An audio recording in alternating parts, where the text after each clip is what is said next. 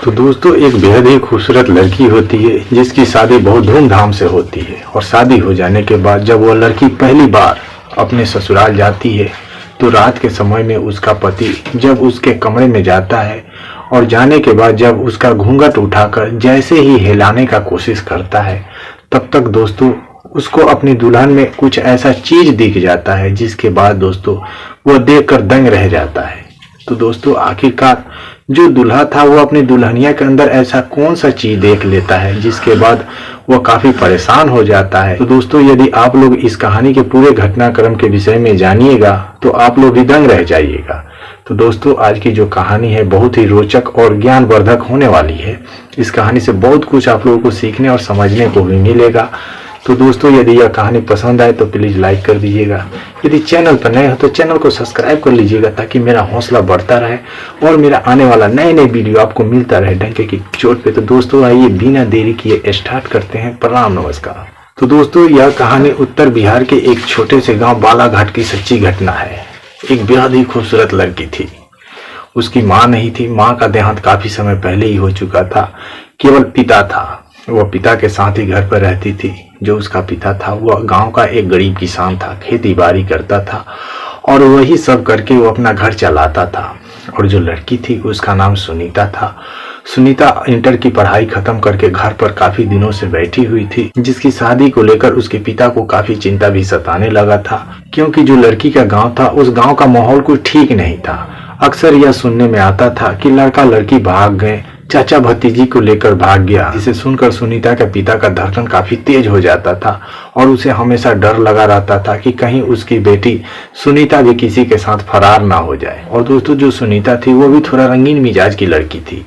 जब कभी भी किसी हम उम्र के लड़के को देखती थी तो बहुत जल्द उसकी ओर आकर्षित हो जाती थी और दोस्तों अपना लाइन देने लगती थी, जिस वजह से लड़के भी उसके घर के आगे पीछे मंडराने लगते थे। और जो सुनीता का पिता था वह सब कुछ देखता था, लेकिन सुनीता उसका इकलौती बेटी थी, जिस वजह से वो अपने बेटी को डांटता साजता नहीं था। सोचता था कि यदि कहीं मैं बोल दूंगा तो वो किसी के साथ फरार हो जाएगी। लेकिन दोस्तों जो सुनीता थी उसका उस गांव के ऐसे तमाम लोगों के साथ सेटिंग भी हो चुका था, जिनसे मिलने के लिए वो रात में कई बार जाती भी थी। लेकिन जो सुनीता का पिता था उसे सुनीता के बारे में इस बात का पता नहीं था कि जो उसकी बेटी है वह अपने गांव के ही लड़कों के साथ रहती है और मिलती जुलती है। फिर दोस्तों एक दिन की बात है, जो सुनीता का पिता था उसको एक लड़के के बारे में पता चलता है। जो लड़का था वो सुनीता के मामा के गांव का बगल का रहने वाला था। फिर दोस्तों जो सुनीता का पिता था वो सबसे पहले सुनीता के मामा के घर जाता है। उसके बाद वो अपने साला से सुनीता की शादी को लेकर बात करता है और कहता है कि एक लड़का के बारे में पता चला है जो तुम्हारे गांव का बगल का ही रहने वाला है।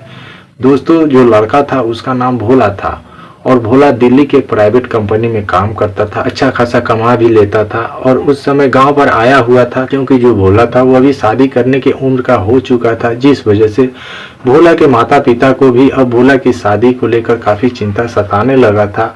इसलिए वे लोग भी भोला का शादी करना चाहते थे। जो भोला था वो बहुत ही सीधा साधा इंसान था। फिर दोस्तों उसके बाद जब सुनीता का पिता अपने साला को लेकर यानी कि सुनीता को मामा को लेकर अपने साथ भोला के घर पर जाता है और जब उसका मुलाकात भोला से होता है तो भोला पहले ही नजर में सुनीता के पिता को पसंद आ जाता है। उसके बाद जो सुनीता का पिता था वो भोला के माता पिता से भोला और सुनीता की शादी का बात चलाता है। उसके बाद वे लोग भोला की शादी सुनीता के साथ करने के लिए राजी हो जाते हैं। उसके बाद जब वे लोग राजी हो जाते हैं तो जो सुनीता का पिता था वह उसी समय तुरंत एक पंडित को बुलवाता है और पंडित जब आता है तो भोला और सुनीता का शादी का जो दिन तारीख होता है सब कुछ वहीं पर तय हो जाता है। फिर उसके बाद जब सब कुछ शादी विवाह तय हो जाता है तो जो भोला का पिता था वह सुनीता के पिता से कहता है कि ठीक है शादी विवाह का दिन तारीख सब कुछ तय हो गया, लेकिन एक बार मैं अपने बहू को देखना चाहता हूँ। यदि आप सक्षम हो तो अपनी बेटी को एक मंदिर में लेकर आइए। उसके बाद दोस्तों जो सुनीता का पिता था वह कहता है हाँ क्यों नहीं, बोलिए कहाँ पर लाना है। उसके बाद दोस्तों जो भोला का पिता था वह अपने गांव के ही एक मंदिर में बताता है कि सोमवार के दिन आपको अपनी बेटी को लेकर उस मंदिर में चले आना है। ये दोस्तों उसके बाद दोनों समधी में परनामा पाती होता है और उसके बाद सुनीता का पिता अपने घर पर चला आता है और जब घर पर आता है तो यह बात अपनी बेटी सुनीता को बताता है। और दोस्तों जब सुनीता अपनी शादी के बारे में सुनती है तो बहुत खुश हो जाती है। उसके बाद दोस्तों जब सोमवार का दिन आता है तो जो सुनीता का पिता था वो सुनीता को बहुत ही अच्छी तरह से तैयार करके एक बोलेरो गाड़ी में बैठाकर उसे उस गांव के मंदिर पर ले जाता है। वहां पर पहले से ही भोला के माता पिता आकर बैठे हुए थे। फिर उसके बाद जब सुनीता मंदिर पर पहुंचती है और जब उसकी मुलाकात भोला के माता पिता से होती है तो भोला के माता पिता को सुनीता पसंद आ जाती है। उसके बाद दोस्तों जो गांव देहात का रस्म होता है लड़की की पुजाई का, तो दोस्तों ये लोग लड़की पुजाई के नाम पर एक थान सोने का गहना सुनीता को देते हैं जो झुमका के तौर पर था। फिर दोस्तों उसके बाद कपड़ा वगैरह जो कुछ भी लेना देना था वे लोग सब कुछ देकर सुनीता की पुजाई कर देते हैं। उसके बाद जो सुनीता का पिता था वो सुनीता को लेकर घर चला आता है और जो भोला के माता पिता थे वे लोग अपने घर चले जाते हैं। फिर दोस्तों उसके बाद जब सुनीता का पिता घर आता है तो वो सुनीता की शादी की तैयारी करने में लग जाता है। फिर दोस्तों तय समय पर जो भोला था वो बहुत ही धूमधाम से बारात लेकर सुनीता के दरवाजे पर आता है और बारात लाने के बाद दोस्तों बहुत ही अच्छी तरह से सुनीता के साथ शादी विवाह करके उसका हाथ पिला करके उसे दुल्हन बनाकर अपने घर लेकर चला जाता है। उसके बाद जब पहली बार सुनीता अपने पति के साथ दुल्हन बनकर अपने ससुराल जाती है तो दोस्तों वो बहुत खुश हो जाती है। फिर दोस्तों उसके बाद जो सुनीता थी उसको पहली रात की सेज सजाकर एक कमरे में बैठा दिया जाता है और जब आधी रात होता है और जब भोला अपना रस्म पूरा करने के लिए सुनीता के कमरे में आता है और जब आता है तो सबसे पहले वो सुनीता का घूंघट उठाता है, फिर उसका तारीफ करता है। फिर उसके बाद सुनीता को लेटाकर जैसे ही हिलाने का कोशिश करता है तब तक दोस्तों तो सुनीता के उस हिस्से पर उसे कुछ ऐसा चीज़ दिख जाता है जिसको देखने के बाद दोस्तों उसका मन काफ़ी उदास हो जाता है।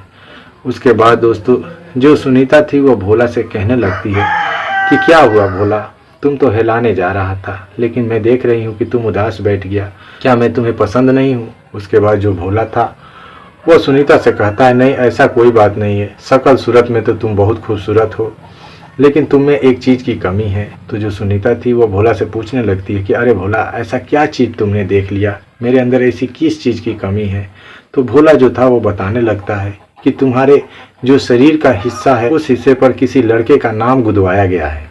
उसके बाद दोस्तों जब सुनीता भोला का यह बात सुनती है तो समझ जाती है कि जो भोला है अब वो जान चुका है उसके बारे में। फिर दोस्तों वो अब बहाना बनाने लगती है, कहती है कि बताओ नाम ही तो गुदवाई हूँ, इससे क्या हो गया, अरे अभी तो कोई सेटिंग होगा, तुम्हें भी तो चाहने वाली कोई होगी, ये सब बचपना का काम है, अब मैं बड़ी हो चुकी हूँ और तुम्हारी पत्नी भी बन चुकी हूँ। अरे आज हम लोगों का पहली रात है और पहली रात को पति पत्नी मिलकर अपना नया जीवन का शुरुआत करते हैं और तुम किस पुरानी बात को लेकर बैठे हो। छोड़ो जाने दो, जो हुआ सो हुआ, लेकिन आइंदा हम दोनों मिलकर ऐसा कभी गलती नहीं करेंगे। फिर दोस्तों वो किसी तरह से भोला को समझा बुझाकर उसे राजी कर लेती है। फिर दोस्तों उसके बाद जब भोला का नज़र उसके हाथ पर जाता है तो देखता है कि दोस्तों उस जगह पर भी एक दूसरा लड़का का नाम गुदवाया गया है। तो यह देखकर दोस्तों वह दंग रह जाता है, कहता है कि तुम्हारा कितने लड़कों के साथ चक्कर था, तुम्हारा शरीर का ऐसा कोई हिस्सा नहीं है जिस पर किसी लड़के का नाम नहीं गुदवाया गया है। तो फिर उसके बाद जो सुनीता थी भोला को बहलाने फुसलाने लगती है और कहने लगती है कि तुम भी तो दो सेटिंग किया होगा, ये सब मैं बचपन में की हूँ लेकिन अब बड़ी हो गई हूँ, काफ़ी सियानी भी और समझदार भी हो चुकी हूँ, छोड़ो जो पुरानी बातें हैं उसे भुला दो। फिर दोस्तों वो किसी तरह से भोला को राजी कर लेती है। वह दोस्तों जो भोला था वो फिर से राजी हो जाता है सुनीता के साथ वो सब काम करने के लिए। जैसे ही उसको पेट के बल लेटने के लिए कहता है तब तक दोस्तों जो सुनीता का पीठ था दोस्तों उसके पीठ पर भी किसी तीसरे लड़के का नाम गुदवाया गया था। यह देखकर दोस्तों वह काफ़ी दंग रह जाता है और सुनीता से कहने लगता है कि अरे तुम कहाँ कहाँ किस किस लड़के का नाम गुदवाई हो, तुम्हारे कितने ऐसे दोस्त हैं, मुझे तुम्हारी सारे दोस्तों का डिटेल चाहिए। उसके बाद जब सुनीता भोला का इतना बात सुनती है तो वह काफ़ी घबरा जाती है और मन ही मन सोचने लगती है कि लगता है कि अब उसकी चोरी पकड़ी जाएगी। उसके बाद दोस्तों वो फिर से भोला को बहलाने फुसलाने की कोशिश करती है, लेकिन जो भोला था वो अपने मन में ठान लेता है कि अब जब तक सुनीता अपने सारे दोस्तों का डिटेल उसे नहीं देगी तब तक वह उसके साथ कुछ नहीं करेगा। फिर दोस्तों वह भोला से कहती है कि मैं अब तुम्हारी पत्नी बन चुकी हूँ, जो कुछ भी मैं की हूँ वो बचपना में की हूँ, लेकिन अब मैं बड़ी हो चुकी हूँ और मैं तुमसे वादा करती हूँ कि आज के बाद मैं किसी भी लड़के की तरफ मुड़ कर भी नहीं देखूंगी। आज से तुम मेरा पति है और मैं तुम्हारा ही सेवा करूंगी। लेकिन दोस्तों जो भोला था वो सुनीता का एक नहीं सुनता है और दोस्तों जिद पर बैठ जाता है। फिर दोस्तों जो सुनीता थी उसे लगातार मनाने की कोशिश करती रहती है, लेकिन भोला नहीं मानता है। फिर अंत में जो भोला था वो सुनीता से कहता है कि इसका क्या गारंटी है कि तुम्हारी उस जगह पर भी किसी लड़के का नाम नहीं गुदवाया होगा। तो उसके बाद जो सुनीता थी वो भोला से कहती है कि यदि तुम्हें विश्वास ना हो तो एक बार देख ही लो। उसके बाद दोस्तों जो भोला था वो सुनीता का उठाकर देखता है, तो दोस्तों वो देखकर दंग रह जाता है, क्योंकि उस जगह पर भी दोस्तों किसी चौथे लड़के का नाम गुदवाया गया था। उसके बाद दोस्तों वो सुनीता से कहने लगता है कि तुम्हारा शरीर का कोई ऐसा हिस्सा खाली नहीं है जिस पर किसी लड़के का नाम गुदवाया नहीं गया है। बोलो अब मैं तुम्हारे साथ कैसे अपना जीवन बिताऊंगा, मुझे तुम्हारे साथ नहीं रहना है। उसके बाद दोस्तों जो भोला था उसके मन में भी तो कहीं ना कहीं बेचैनी काफ़ी बढ़ ही चुका था। फिर वह अपने मन में ही सोचता है कि उसके शादी में बहुत सारे रुपया पैसा खर्च हुए हैं और यदि उसके साथ वो कुछ नहीं करेगा, उसे ऐसे ही विदा कर देगा, तो उसका सारा रुपया पैसा बर्बाद हो जाएगा।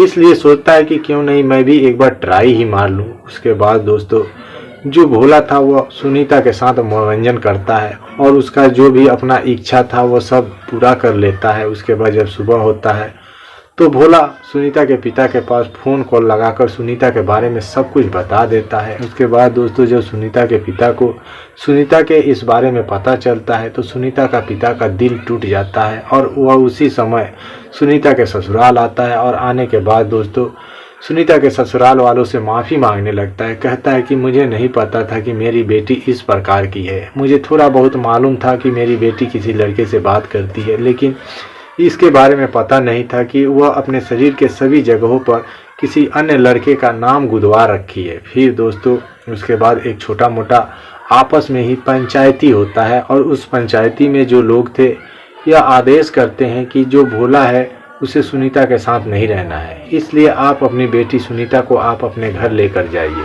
फिर दोस्तों उसके बाद पर पंचायती ख़त्म होता है और जो सुनीता का पिता था वो सुनीता को अपने साथ घर लेकर चला आता है। और दोस्तों वो सुनीता से कहता है कि सुनीता मुझे तुमसे ऐसी उम्मीद नहीं थी, मैं कितना मेहनत मजदूरी करता हूँ और एक एक रुपया बचाता हूँ और कुछ पैसे बचा कर रखा था तुम्हारी शादी के लिए, अब तो वो सारे रुपए पैसे भी खर्च हो गए और तुम अपनी घर भी नहीं बसा सकी, इसलिए अब मेरे दरवाजे पर तुम्हारे लिए कोई जगह नहीं है। यदि हो सके तो तुम मेरा घर छोड़कर कहीं चले जाओ और अपना एक नई दुनिया बसा लो। फिर दोस्तों उसके बाद जो सुनीता थी वो अपने घर पर 2-4 दिन तक रुकती है। उसके बाद दोस्तों वो रात के अंधेरे में पता नहीं कहाँ चली जाती है और दोस्तों आज तक किसी को मालूम ही नहीं है कि सुनीता कहाँ चली गई, किसके साथ अपना घर बसा ली।